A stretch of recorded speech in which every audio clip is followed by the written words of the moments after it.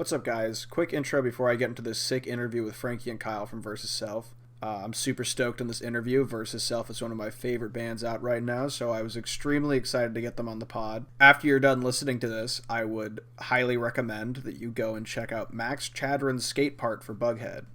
It's a quick watch, 2 minutes. Me and him put in a ton of effort to get this filmed. It's all like obscure cutty spots from outer Boston and Jamaica Plain. And yeah, I would appreciate it if you went and put your eyes on it. I'll put a link in the description, or you can just go to the channel page, and here's the interview.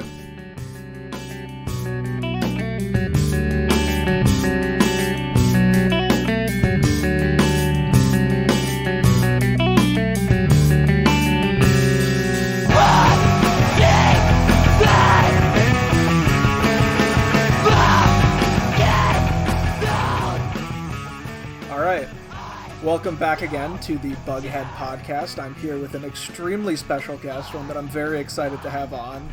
Versus Self, how are you guys doing? I'm doing good. Good, how are you? I'm doing great. Thanks for asking. Thanks for having us. I think I should start this off with, I've been listening to you guys a lot. I'm a huge fan. I love Versus Self. You're one of my favorite bands in general out right now. Thank you. All right.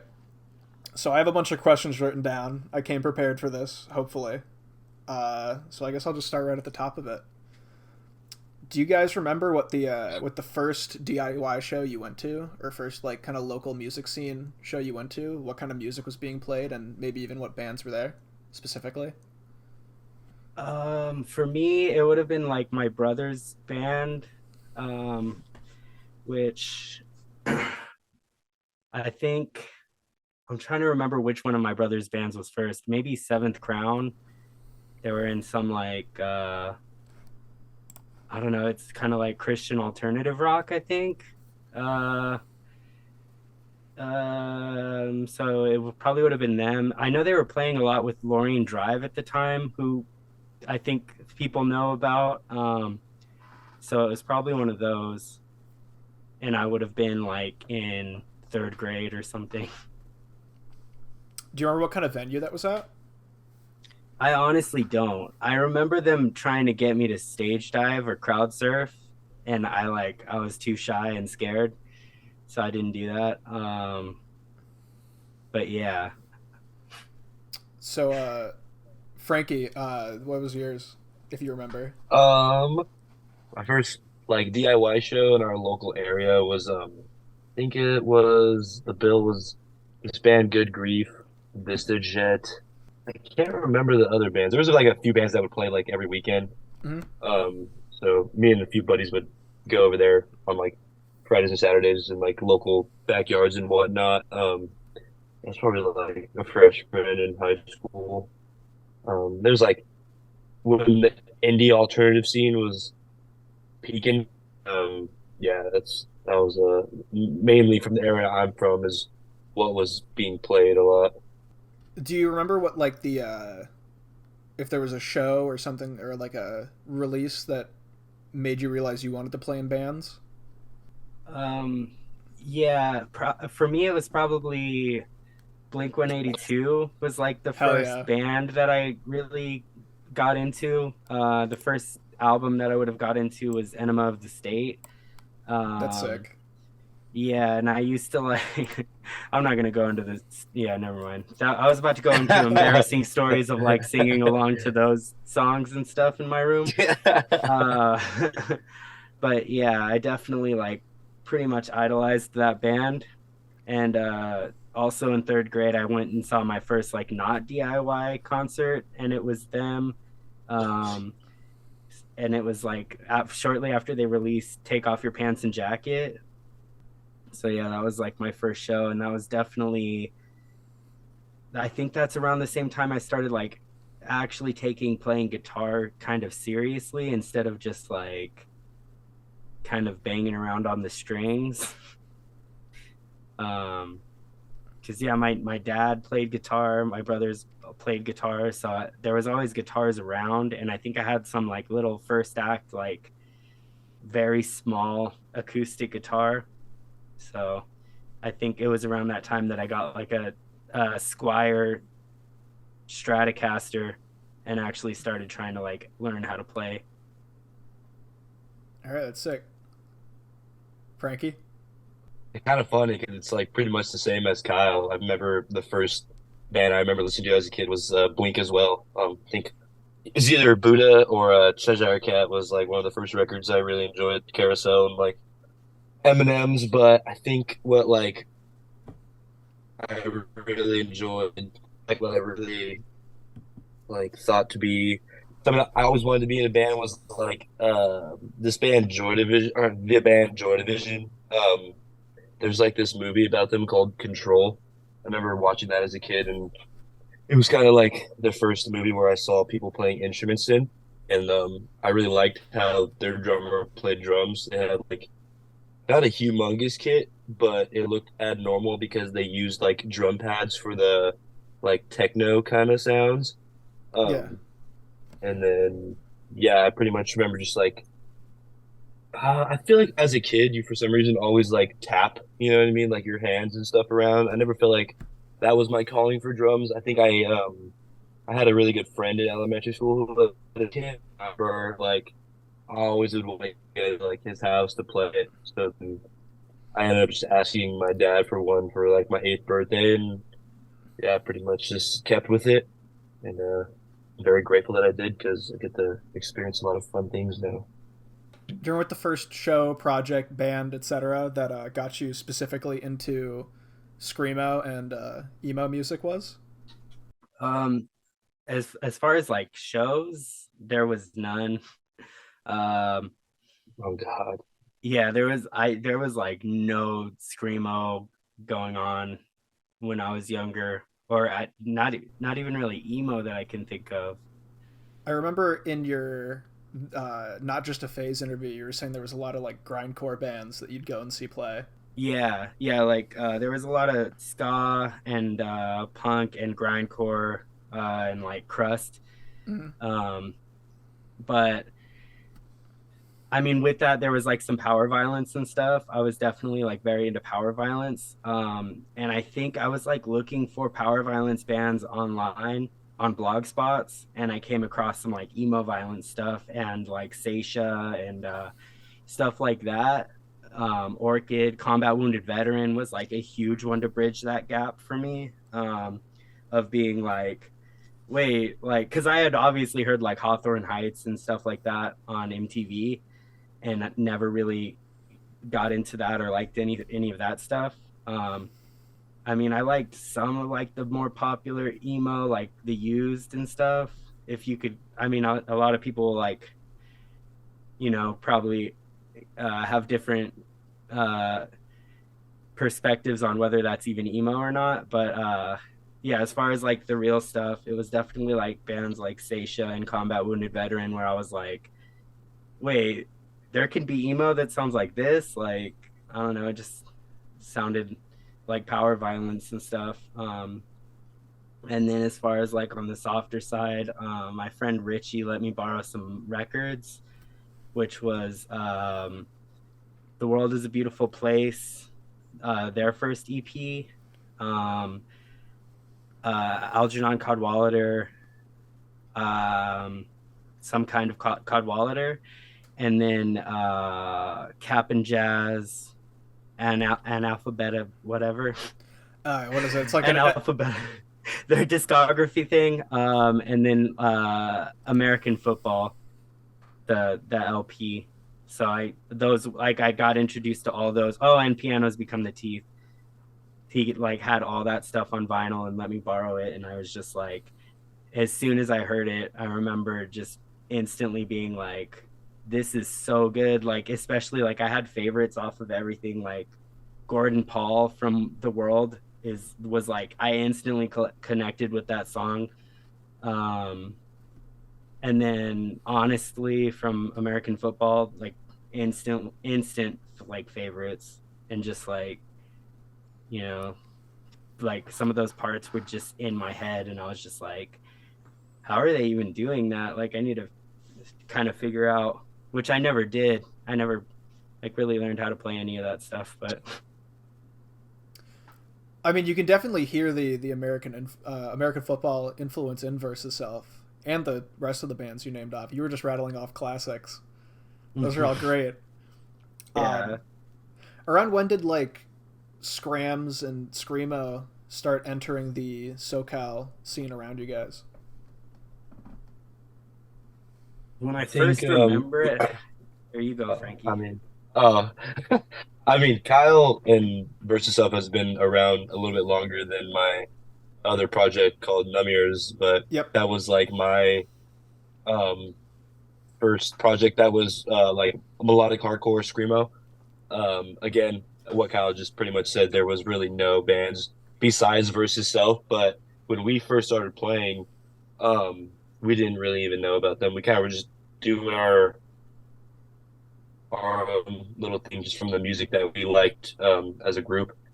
Um, and then I think like I mean it feels so like weird and like to say this, but I think when Nightmares and Versus Self started playing frequently down here in like the Southern California and like Inland Empire and a little bit of LA, and started taking off a lot more. There were a few other bands like Lagermus from LA. I mean, there's probably so many other ones. Oh, like Ghost Spirit and um, Novula um Oscura. yeah, and Quiet Fear, correct? I I actually don't know if they were like basically I'm like trying to think of like who is pre-pandemic because Yeah, we started playing shows a little bit before the pandemic, but like we we're only during played pandemic. Numbers yeah is like during pandemic, like as we started writing a lot, and then our first show was like the the first post pandemic break where like everyone thought it was chill, but then like stuff yeah kind of hit the fan again. yeah So that was like our first time playing a show was in 2021 with Versus Self, and hmm then yeah, things just kind of like slowly start. Dude, it was slow. I feel like it was slow at first because I mean, I think about how even last year when we were playing in certain areas, even in our hometown, and also when we toured to Arizona and New Mexico and Texas, like I mean, not being dramatic at all, I think there was a grand total of like 10 people in Phoenix, 10 people in New Mexico, and then like a little under like 100 people in Texas. But luckily, there was already a poppin' band in Texas, our good friends Party Hats, so that helped us with bringing in a cool little crowd for us. But saying that about Arizona being so low, we're playing a sold out show in a few weeks. It just shows like that, and it's almost been exactly a year since we last went to Arizona as a group, and it's pretty crazy how drastic things have changed. Kids knowing about us and whatnot. So yeah, it's. I thought it was slow in the beginning, and I think like some social media apps had something to do with like a big boost in the genre, and also I think skateboarding. I I was think about those to helped. say, yeah. Yeah, That's how I found out about pretty much just the nationwide screamo comeback was through just seeing yeah. people's like independent skate videos and skate edits on Instagram Reels and TikToks. People just started using like you guys and Catalyst and a lot of older uh, scrams bands. hmm Yeah, Cooper Winterson. Yeah, Cooper. Oh, Yeah, sorry, Cooper. Yeah, the sexy mo from videos. Aspartame. Yeah, and like even his old videos on Yep. Instagram, he like was the first to use "Leave Everything," and that's what like really not put Versus stuff on the map, but I think kind of helped people like listen to them because Cooper was already pretty known in like the skating uh like realm. So Yeah. I yeah think when yeah he would like push out videos, it would kind of help push out local bands. And I think personally, that was when I kind of first heard Versus Self without knowing it was Versus Self. I just heard it, and then I later on became friends with Greg and Kyle. yeah because I remember too because Crux Trucks like Oh yeah, reposted that Cooper video. And when I saw that, I was like, what the fuck? It felt crazy to me because I do remember like my brothers being really into skating and like watching skate videos, and I would see, you know, music through that. So it felt really crazy to be on one myself. And then speaking of that Arizona show, I just real quick wanted to shout out Seahorse Choke and Cenobite, uh, because I Damn. guess Damn. there was I'm just kidding. there was members from both of those bands at that show, like before those bands were a thing. Hey, true. Yeah. That's true. So yeah, shout out to them. And Commiserate. I think those fools were there too. Yeah, Tommy from Commiserate actually set up that show for us, even though Oh, hell yeah. Commiserate wasn't able to play. So Frick that was yeah. cool too. Shout out Tommy, shout out Commiserate. Are either of you like currently involved in the skate world at all? Yeah, I skate like not in like a I don't know how you would say like a trying way. I kind of just enjoy skating, but I've met a lot of people that are like kind of known in the skating realm, but I definitely think that like skating has a lot to do with like the movement of like the screamo hardcore stuff right now because a lot of kids are using like their edits and their full like videos and cool and stuff, which is rad. Like it was crazy to see that Numbers was used in a real video. It's just insane. Oh shit, Like Numbers was used in a real some skaters I video? grew up with were not grew up with. Yeah, dude, it was like That's crazy. sick. I didn't even realize. Yeah, I didn't even realize it was getting used for a real video. But the guy like who filmed it um hit us up a few months back and was like, "Oh, would you sign this release form for the song and whatnot?" And yeah, it was pretty dope seeing like some fools I watched growing like when I started skating growing up, like just skating to a song that I'm playing bass on. It's a trip. That must be like a surreal experience right there. It was just weird. Like it's definitely not a song that we play at all anymore. It's that one song fell that people like liked for some reason, but uh yeah, they used that one. It was pretty cool. Hell yeah. So, what does a versus self live experience look like? What do your live shows bring to the table? A lot of off and on the power board or pedal board, Yeah, like on and off power. yeah. I don't know. Sweat. It's yeah, very, very, very sweaty, definitely. I don't know. I just try to be as high energy as possible, without dying. I'm very old now. I don't know. It's funny because it's like it's either one of two things. It's either like a very small room and everyone's super close and like uh packed together, or it's like us on a stage and which I prefer. I don't know, it's like I have preferences for there's like things that I like about each one. So I like stage shows because it keeps people from like unplugging my pedals so much by stomping on them and stuff, and then it makes it easier to play the parts without people like constantly bumping into me and stuff. But then at the same time, it's like I miss that. So like I don't know, it's like I feel like I I feel like even though the performances might be better if we're up on a stage and like have more space to do our thing, I feel like it's still usually a better show if it's like a smaller spot and we're just on the floor with everyone, It has more because intimacy.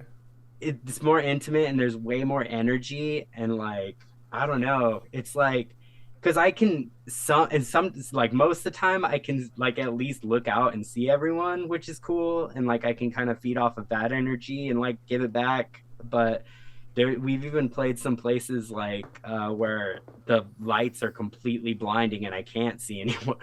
Ooh. And Dude, where was that? Was that that was in Arizona? no, that show was in LA at that restaurant. I forgot what it's called, but that was Oh, Genghis Khan? yeah, Yeah, dude, so that yeah, shit was rough. that show that show was super rough. It sucks because I swear every time every like worst versus self show that comes to mind, it's like that one, and there's well, there's a few, but two of the worst ones up there for me as far as like how I feel like I did and stuff are that one and one that we played in Whittier in a backyard. I feel like performance wise, those were like some of my worst performances. And it's always with like the sickest lineups. And then I feel like we played with like Massanera and Quiet Fear in a Whittier backyard, and I feel like both of those bands are probably like, I don't understand why anyone likes Versus Self. They were so fucking whack live. Like, and it's like, fuck, those are some sick ass bands. They probably like think we suck. And then same thing, like we played with Blind Girls and Roman Candle and Ghost Spirit. And it's like, I mean, and Lagrimas was on both those shows, but they've seen us like play good too, because we've played with them a lot. So, but yeah, I'm just like, fuck, these bands like probably think we suck. So that's a bummer. But sorry, I have ADHD, so there's a lot of tangents probably going to go on. Oh, dude, that's perfectly fine. So do I, diagnosed. Yeah, yeah. Any intention for some Versus Self East Coast shows? Oh yeah, it's coming real soon. Oh shit, when? We just booked it. Yeah, September 1st through the 3rd, we're going to Providence, Rhode Island, Brooklyn, New York, and Philadelphia, PA. No Boston show? Damn. Damn. You're leaving me out. I might have to come down to that Providence show, though. It's not that far away from me. That's when anyone who's asked about Massachusetts at all, I've been telling them go to the Rhode Island show. Yeah, because Boston's like 45 minutes, right, from Providence? Oh yeah, no, it's not a long drive at all. Everything's super close together sweet. over here. Yeah. Hell yeah. Yeah. Unfortunately, we just have like such a short window to be there. Yep. So we just picked 3 spots, and we were like, and then also Providence is popping off right now. There's some you got Catalyst from out there, just some amazing bands. Yeah, it's EPP funny. is the homies. It's funny because I feel like we're doing the same thing that every other band is doing right now within our scene. Is like, if you do an East Coast run, Catalyst is like on the run with you. So yeah, we're taking, like, I was about to say we're taking Catalyst on but no, Catalyst is gonna take us. Yeah, shout out to Catalyst for real. They booked that whole run for us. They played at my house when they were out here and stayed for a few days, and like were the coolest people ever. Them and Bulletproof Backpack and Hot Stuff Productions. Graham from Hot Stuff. We both had, you guys had that interview in Hot Stuff, and I had a little skate video in there. I put my friend's part as a Bughead promo in there. Oh, okay. That's so sick, dude. Hell yeah. Yeah. Little part I filmed. But yeah, I'll try and make it out to that show. That sounds sick. Glad to hear you guys are coming over to the East Coast. Yeah, it needed to happen for sure. Oh, for sure. Do you have a technique for screaming on tracks, or is it just throat rippage?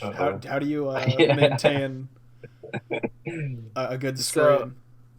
So my voice is very, very, very temperamental in my old age. It's actually a big problem. I've been trying to implement, because I've never had any sort of technique at all. Mm-hmm. So I've been trying to implement technique lately, like using proper breath support and using my diaphragm and stuff. But the second that I actually like start playing a show or whatever, it all just goes out the window, because I'm just like in the moment. And yeah, like breathing is the last thing I'm thinking about. So yeah, I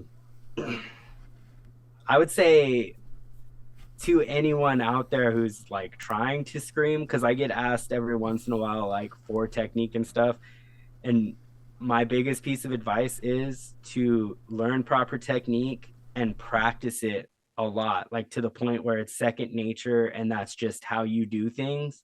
because that way when you are in the heat of the moment, you are playing a show, you're just going to be doing that from the start, and you're not going to fuck your voice up like mine.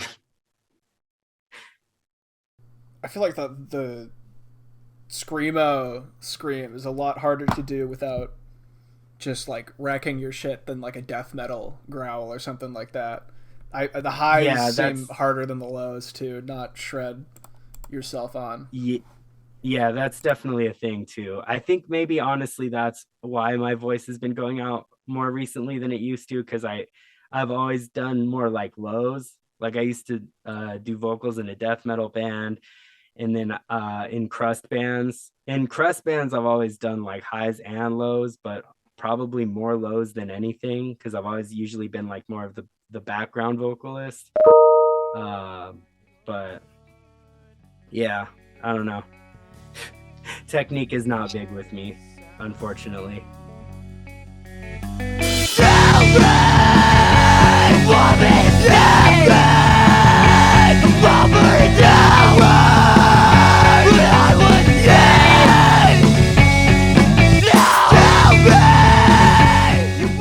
Nah, dude. I mean, I don't really even scream for the few projects or the project that I do scream in. Like, it's very minimal, and also I try my best to use proper technique for my diaphragm and whatnot. But I did have a question, Kyle. When you're doing them at the shows, like the like low ones, is that like a joke or is it because you're in pain? It's a I it's a can't little of tell. both. It's a little Okay. it's a little of both. It's like, because sometimes at the shows, like not sometimes, every show, my voice goes, and so I end up just kind of like talk yelling, and there's like not much rasp even coming from my voice anymore. So I feel like because the lower vocals are a little bit easier, I'm like, maybe I can just do those. So like Yeah. on parts that I want to be heavier and want to be screamed, sometimes I'll just do lows instead. Hell yeah. Okay, yeah, I was just like, wait, I wonder if they're like freaking around or if they're just in pain. Yeah, it's a little of both. It's never usually painful. I like my voice Okay. usually doesn't hurt. It's just it just goes, Yeah. and I just can't Yeah. do what I want to do with it anymore. So, what does the process for making a versus self song look like from beginning to end? It usually starts um it usually starts with me fucking around on guitar, finding something I like, and then like recording that into my phone, and then like kind of just developing it, finding new parts that fit with it, and kind of like thinking what should come next and whatever. And then taking that to Frankie, and then figuring out the drum parts. Or sometimes like recently Frankie sent me a song and was like, can we do something like this, like at this song, like something like structurally like this idea, you know. um and then yeah, going from there, and then lyrics are usually more of an afterthought of just like, a lot of times it'll be like stuff that I have in my notes on my phone of stuff that I've thought of. A lot of it comes when I'm like hiking or running, is when I do a lot of my best, like clearest thinking, and I have a lot of like, I don't know, like epiphany type thoughts. Like, I don't know, I feel like I'm more clear minded when I'm outside. Um, but yeah, so then I'll just see what kind of feels right in the song and what fits. What are you pulling from to write the lyrics? Just like real life experiences? Do you have any other non music influences that go into the writing process? Or Yeah, it's just usually just whatever I'm like feeling at the time or whatever I'm going through. Um, so yeah, there's heavy themes of addiction, um, which was a huge struggle in my life.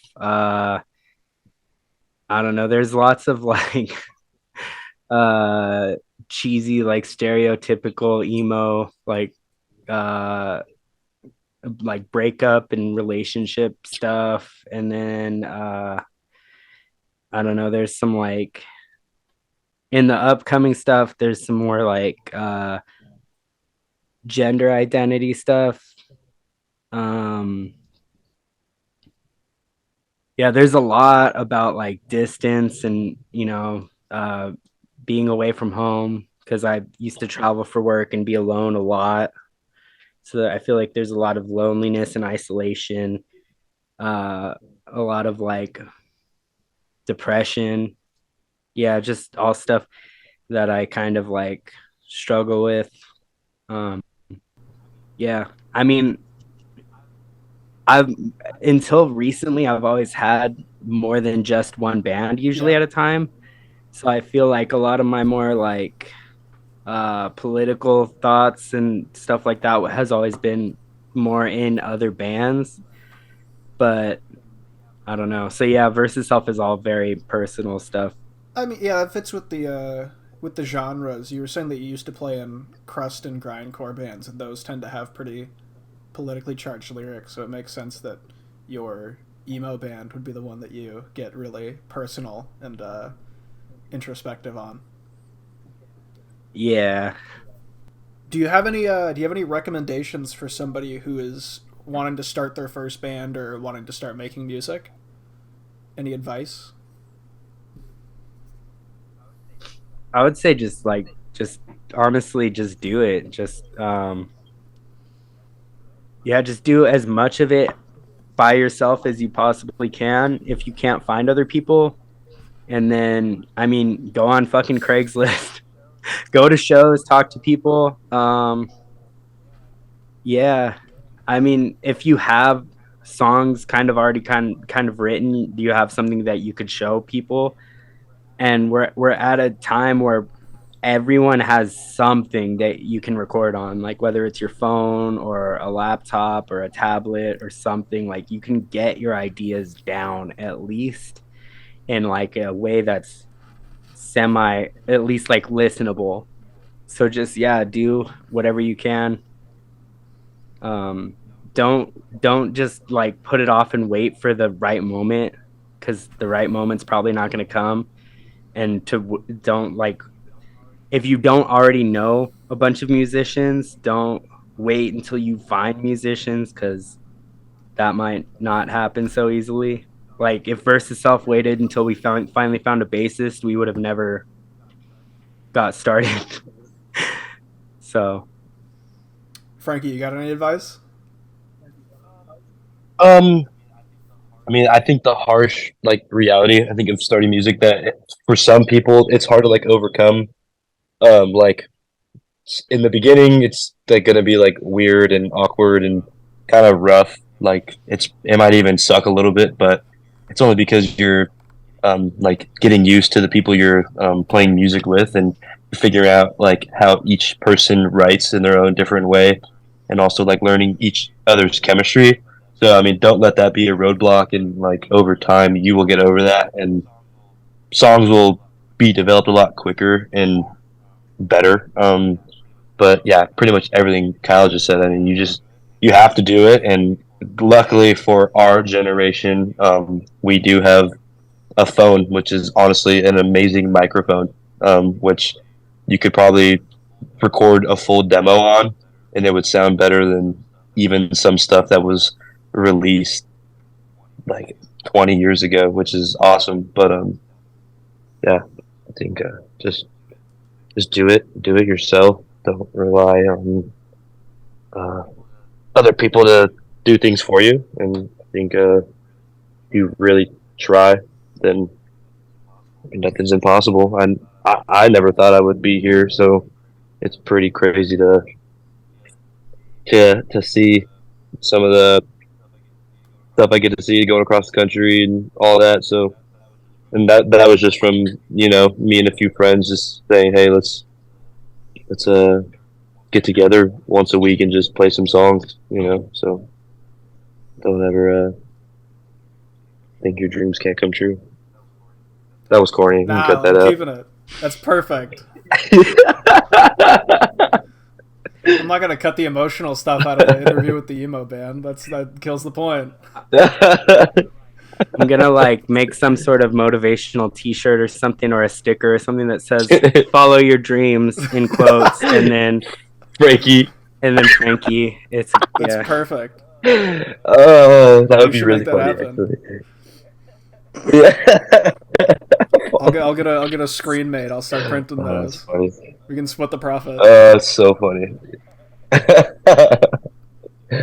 Heck yeah. I know you talked about this in the Not Just a Phase interview, but do you guys have any hobbies outside of music?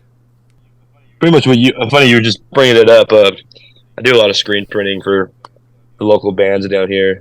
I just did some shirts. Luckily now, or fortunately, doing shirts for Versus Self now. Numbier's Widow Dusk. Just recently finished an order for who was it? I can't remember. Oh, One Way Mirror. Those are some thick homies right now, killing it. They just went to the East Coast, played with some amazing bands, released 2 splits in the last like month and a half with our friends Versera and Burial Etiquette. Just did a little tour T-shirt for them, and then currently after this phone call, I'm gonna do some shirts for this band Containment. They're going on tour. They're like a little like power violence band from Orange County. That's pretty much like my hobby. Like I don't know if I would consider record collecting a hobby It's a because hobby. kind of just burns a hole in my pocket. Yeah, but yeah, those are my 2 little things. I know a lot of people in bands who like do screen printing or just T-shirt printing on the side. yeah. It's awesome because I mean I still. Oh, sorry, Kylie. Go ahead. Oh, I was just gonna say, it makes sense to me because it just comes out of necessity. Yeah. It's like something you have to learn how to do to make your own shirts. So it makes sense that a lot of people would be like, "Well, now I have this skill, and I enjoyed it." It was like, so just gonna keep going with that. Like a shitty heat press behind me to do like Bughead patches and merch and stuff. Oh heck yeah, We have some pre-orders open. Like it's just when you're inside DIY scenes of any kind, not even just music, it feels like you got to have at least one guy close to you who knows how to make a good T-shirt. It's a necessity. Mm-hmm. You're correct. Yeah, it just sucks too. I like try my best to be so fair with prices because, I mean, you look at so many other places that you could go to and just make single color T-shirts, and it's pretty absurd. It's like I saw some rates at places, and it was like 20 T-shirts for $100, which I think is like, yeah, it's insane, dude. And like, I get it. I can understand how that number is coming from, just because they're using their machinery. But realistically, 20 T-shirts on those big ass presses are like, it's like actually not even a half hour of work. So I feel like people are just getting ripped off. So I try my best to like work with everyone's budgets, and I mean most of the time I'll even hook bands up. So yeah, I just want people to like build profit, you know what I mean, get some money in their pocket so they can do whatever they want, you know, record, put it back in merch. It's that community aspect that makes this all so special and like important. It's everybody's got to work together to do it themselves, but like collectively as one scene. Yeah. Actually, sure. Speaking of that hot stuff zine, I heard Six from Morning Dew say, "Do it together over do it yourself," and I was like, "Yeah, that's a better way to put it because it's like it's." Mm-hmm. I get where the phrasing came from, but like very little gets done if you don't get your friends involved. Maybe do it yourselves. I think do it yourself. It was just, it's more like, it's the royal yourself. Yeah. Like, it's just like, don't wait for a label to come and put your stuff out. Just put your stuff out yourself, but yourself meaning, you know, your whole group type thing. So Kyle, what hobbies do you have outside of music? I mean, outside of playing music, my hobbies are recording music and mixing Hell yeah. music and putting other people's music on tapes. Oh yeah, you make tapes. You run a little Uh, label, right? What's that called yeah, again? yeah. Self-versed. And Ironic. who have you I'm just been making kidding. tapes for? So I have a bunch of tapes. Yeah, as soon as I get off this call, I'm gonna be stamping tapes for the Catalyst That's Dim so sick. split. Yeah, so I'm excited for that one. Um, the next thing I'm gonna work on is the Claybirds Numb Ears split, Hell yeah. which I'm excited about. That was like honestly like that's my favorite Claybirds song, and I know they're like really new. They only have that in one EP, but like that song was sick. And then I don't know if that's my favorite Namir song now or not, but that's like such a fucking good Namir song too. So What is your other favorite number song? You can't say Wednesday. exactly. That's why I'm not gonna say anything. So I don't know. funny, Well, dude. that's like honestly like when you guys play that one, it's super cool because like oh, that's probably the only one that you still play that you did play at like the first show we ever played together. Isn't So that like insane, dude? I think about that all the time. Like that's yeah, so gnarly. That is our oldest song. It's like it is now our currently yeah. favorite song. So Well, I think that's crazy. yeah. And yesterday is the first that opening riff of yesterday is the first thing I wrote after like coming up with that tuning that whole album is in. So I feel like it's always like your first stuff everyone like latches onto. But That's so crazy. yeah, yeah. But I think that's why Wednesday is for me is because it's like I don't know, it's got like sentimental value. Yeah, no, I see where you're coming from now. That's rad. That's a cool answer. Are you doing? Yeah, everyone else who likes Wednesday, it's just because that's a popular song. But I have a real reason.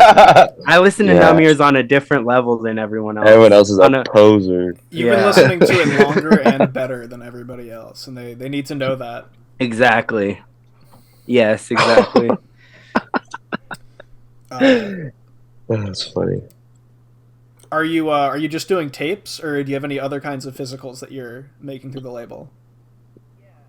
Yeah, I actually just worked with Larry Records and Oliver Glenn Records to put out a Party Hats vinyl, which is super sick.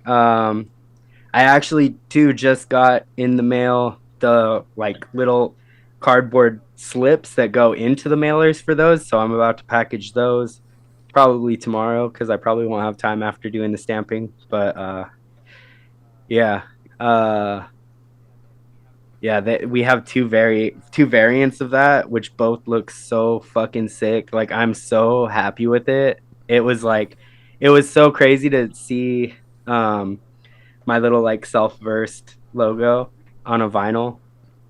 So and it's Party Hats, which is like some of my best friends who I mean some I mean distant friends for sure, but like I talk to Chris all the time, like pretty much daily.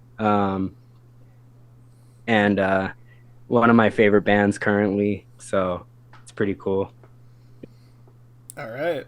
And then outside of all that, what hobbies do you have outside of music? I go through like different hobbies like that I'll be hyper focused on. Some of the only like enduring ones are running and hiking. Um, and then other than that, I go through phases, whether it's like reading or playing video games or uh, like there was a while where I was like obsessed with D&D or comic books. Yeah, you're So naming I just don't like know. other phases that I went through or go through like constantly. Yeah, yeah, where it's like, oh, that's all I want to do if I'm not like working on music is just one of I, those I things. and that's I all have I like can a think handful about. that I just like every couple months I loop through, and it's like I'll have a month where I'm watching Yeah. a movie every night, and then I'll have a month where I'm playing like one game all the way through.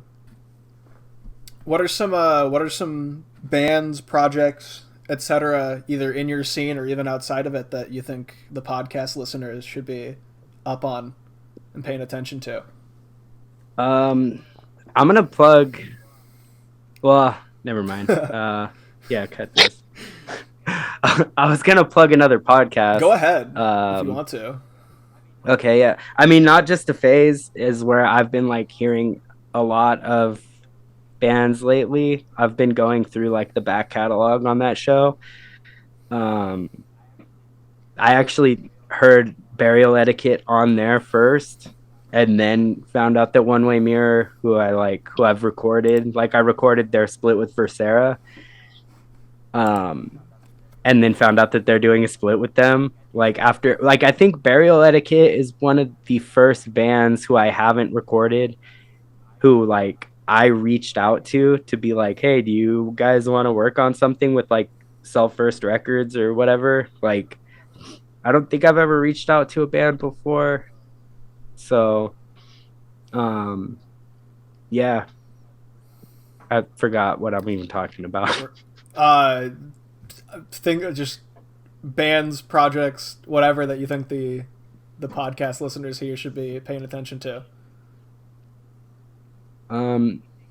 Anything that Self Verse Records Yes, puts out. absolutely. You should be buying all of them. Yeah. Like a quarter of your paycheck isn't dedicated to Self First Record products.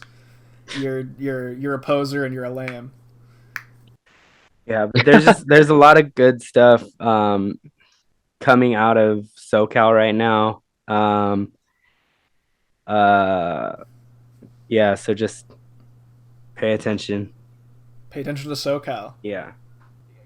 I think I got a few bands. Kind of want to go to the ones that aren't popping right now.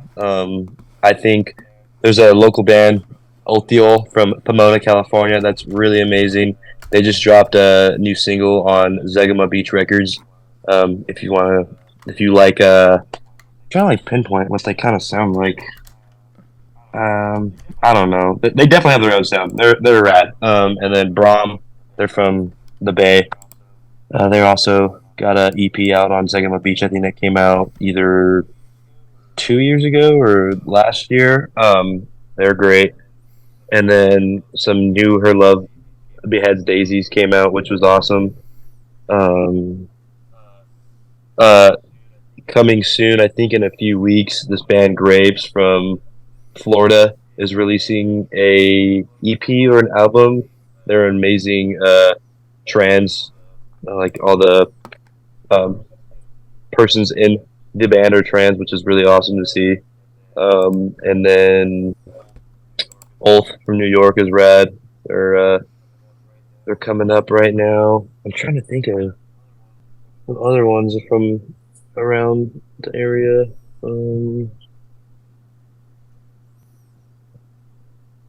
Yeah. I'm just trying to think of like the like smaller ones because you have like Versera, Widow Dusk, all those big bands that are popping right now. Chris Sloan and Jonah from Party Hats are starting a little new like emo violent sasscore band in Denton, Texas.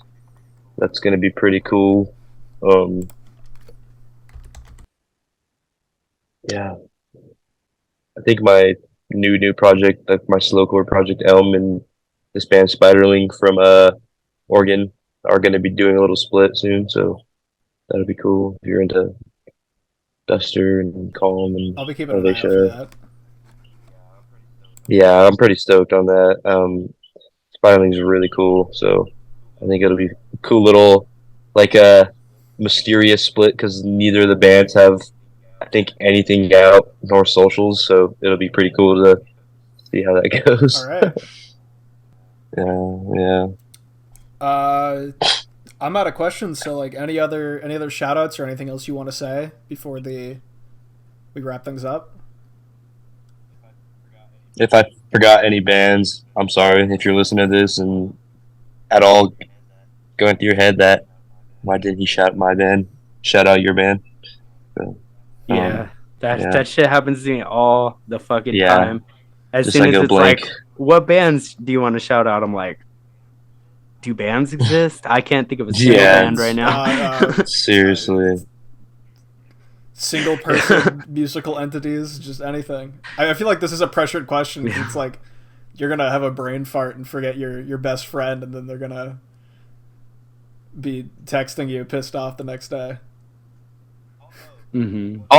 To think of one right now, Seven Basic Plots from They're Providence sick. as well is That's a a really great sick band. band. We were fortunate enough to play with them when Numbers went out there a few months ago. Those guys are so rad, absolutely the nicest people. So check them out. There was one more that I was thinking about. I feel like Bughead Kid needs a little more love because that split was absolutely amazing. I think One Way Mirror definitely helped get their name out there a little bit more. But those fools are rad. I really really enjoyed their side of the split. Yeah. That's I don't know. That band is like really exciting to me for whatever reason. Like when I first heard them, I was like, "This is sick." Like, I don't know. Yeah, they're dope as shit. And then always Hot Stuff Productions. Shout out Hot Graham's Stuff. made that whole video. Yeah, made that whole video pretty much by himself. He grinded that throughout the whole Catalyst trip, and even when he was back home. So that's really amazing. Yeah, it's so awesome to see. Those video zines, those are like some of the most exciting shit coming out right now. It really is rad. Subscribe to Hot Absolutely Stuff for subscribe sure. to Hot Stuff. If there's just Buy their constantly physicals. there's constantly new like live sets from bands that you absolutely want to see. So yeah. All right. I guess unless either of you have anything else you want to say. Not that I can think of. Yeah, thank you for having us. Of course. Thank you for coming on. I really appreciate it. Thank you to everyone listening right now to the Bughead podcast. I appreciate you for listening. And we'll catch you next time. Peace out.